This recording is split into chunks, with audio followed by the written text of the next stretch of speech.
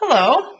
In this video, I just want to point you to the place on the website, the class website, that lays out my basic theological assumptions. And also I want to point you to the first page of the syllabus where I'm talking about the assumptions of myself. So I have started doing this in my classes so that students can get a sense for where I stand as a Christian and as a theologian.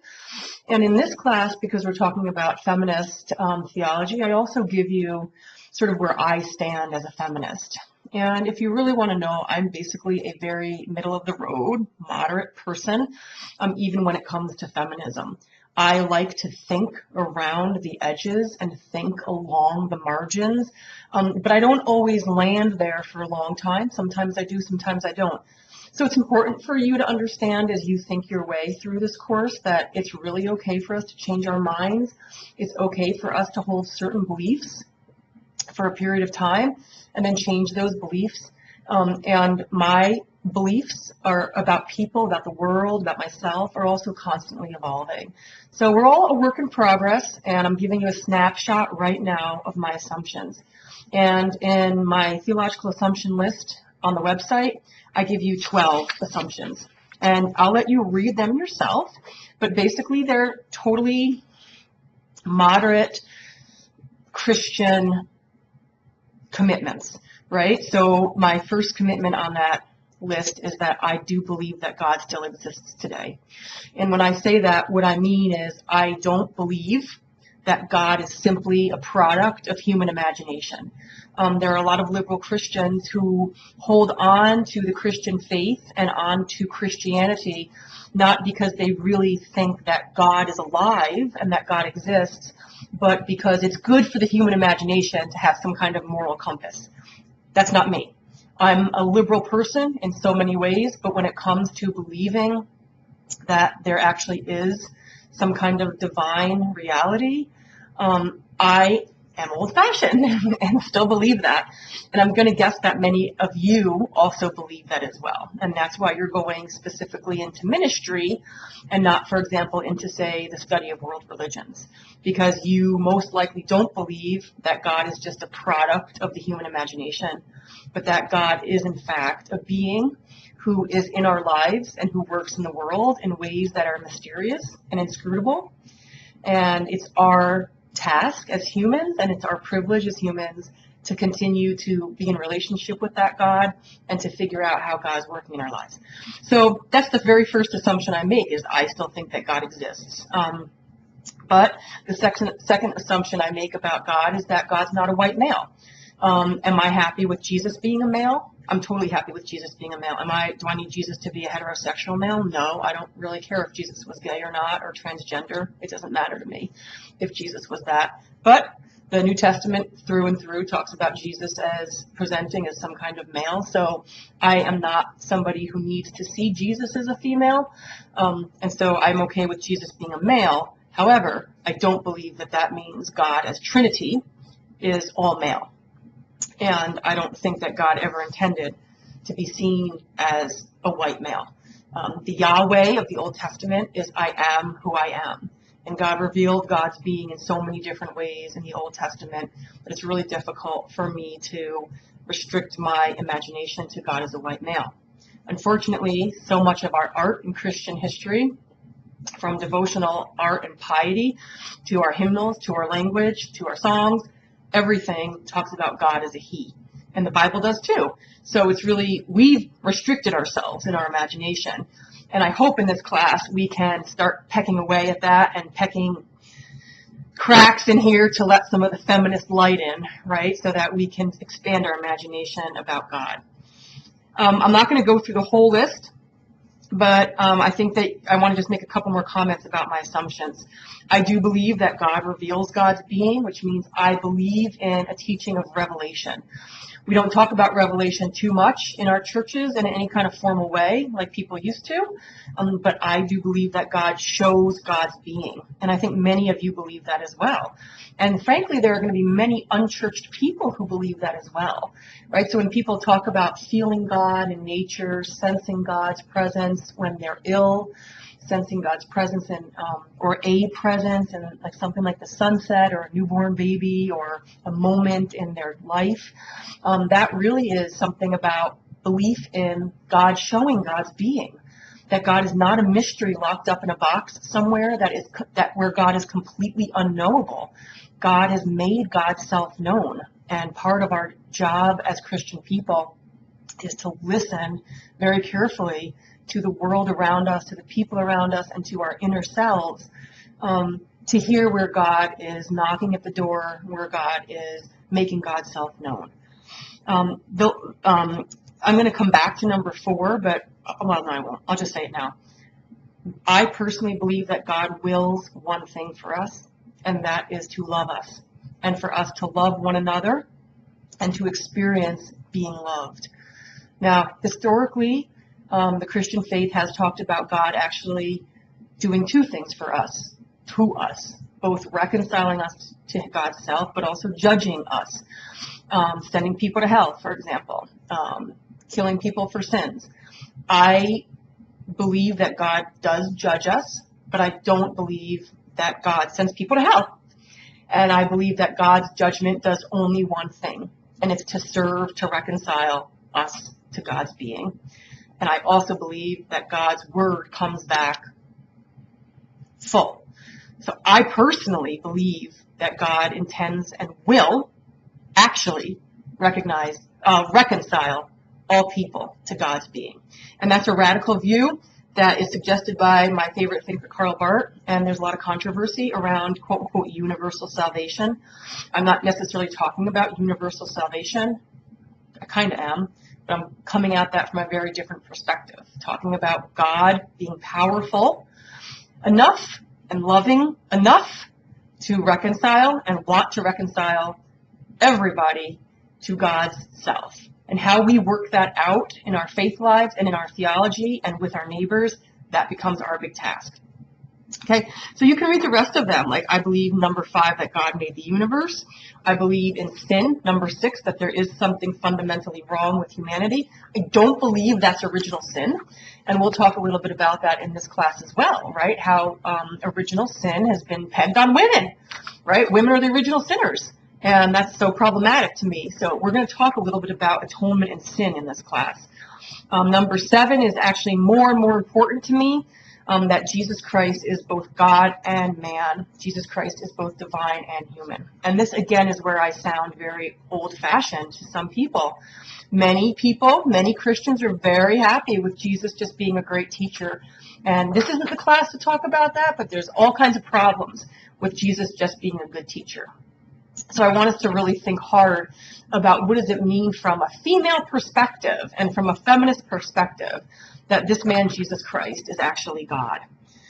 You can read them through, but the last one I want to mention are 11 and 12, and that is 11 is that your life is a witness to God's being and to God's presence.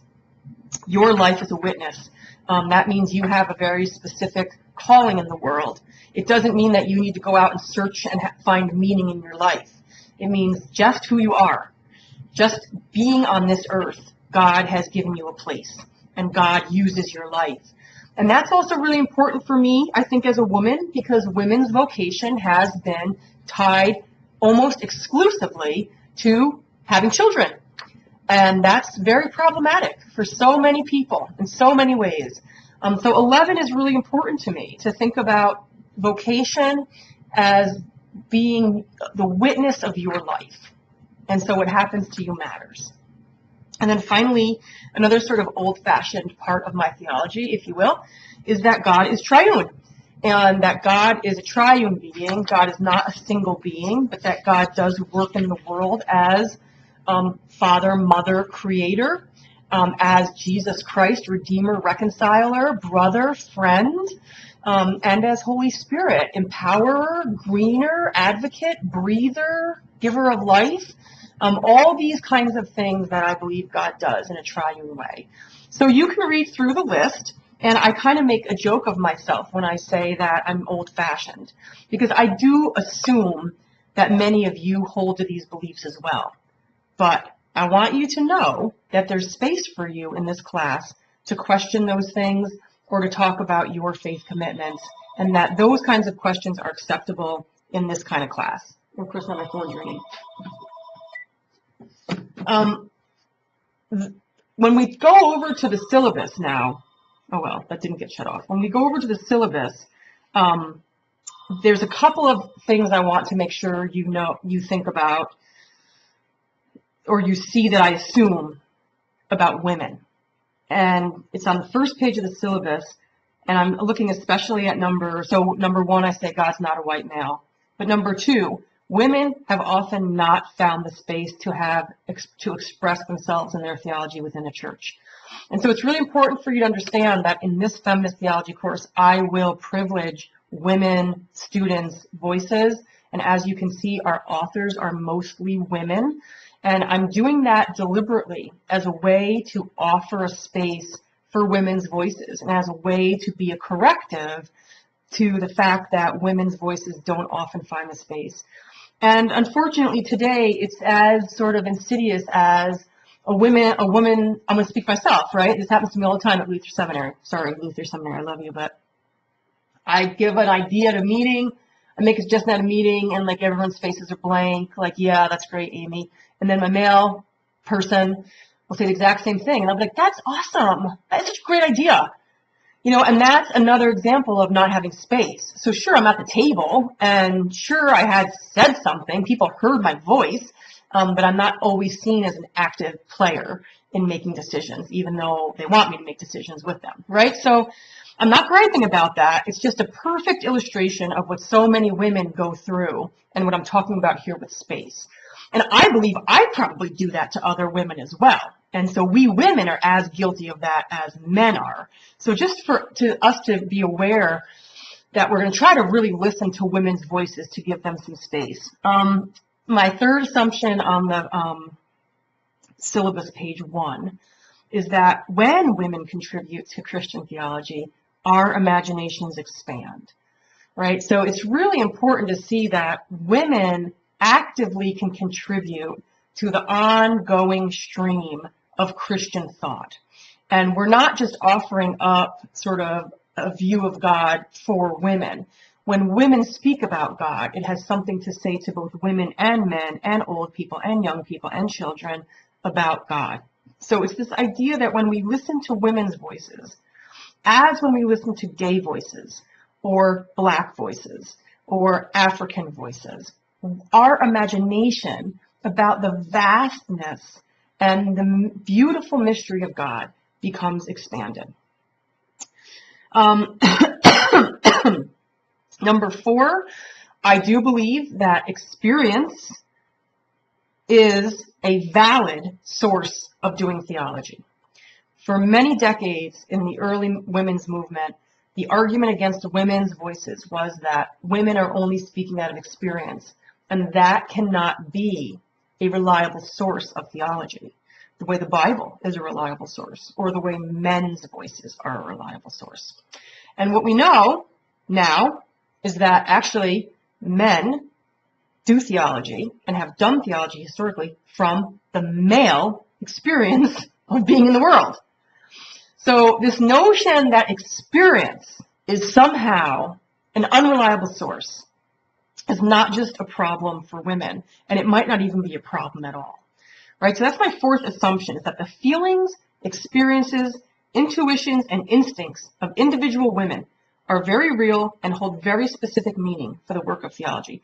Experience is a legitimate source of theology, and like I said, the male experience has been historically the source of theology. So we're working to change that. And finally, this is a big one, and I'm sorry it's happening in the last minute of our lecture here, is that inherent to most women's experiences is some kind of experience of violence, and it's most often sexual violence. And so you are going to find in this class that we are going to be dealing with sexual violence, sexuality, and things that might actually be very disturbing to you.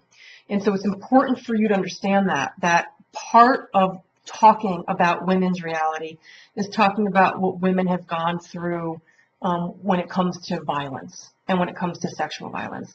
So be aware of what's in your own heart, of the experiences that you've had. And if you feel like you need a break from things, it's okay to take a break, right? So I don't want to use like the fancy language of like trigger warnings, but basically you might be triggered by certain of things that happen in this class. And I just want to make sure that you're aware of that. And unfortunately, sexual violence has been a very real part of the female experience in the world. Just as, for example, say military violence has been a very real part of many, many men's experiences in the world up until the 1970s when they quit the draft in America, right? That war violence, war trauma, fighting trauma, battle trauma has been a very real experience for men, just as sexual violence has been a very real experience for women. And I will close on the fact that it's also very clear to me that there are men out there who've also experienced sexual violence. And for us to be aware that men also suffer from sexual violence, and that can also be part of our discussion. Thanks for your attention, and I look forward to any kind of interaction you might have with this video on my assumptions.